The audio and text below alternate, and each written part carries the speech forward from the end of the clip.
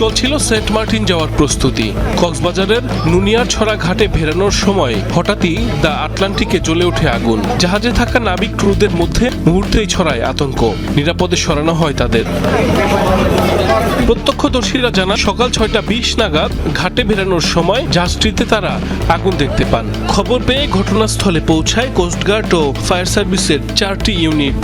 প্রায় 2.25 ঘন্টার চেষ্টায় নিয়ন্ত্রণে আনা হয় আগুন। এ সময় নূর কামাল নামের একজন ক্রুর মরদেহ উদ্ধার করা হয়। জাহাজে থাকা নাবিক সহ অন্য 15 জনকে স্পিড বোট ও ট্রলার পাঠিয়ে উদ্ধার করে উপজেলা প্রশাসন।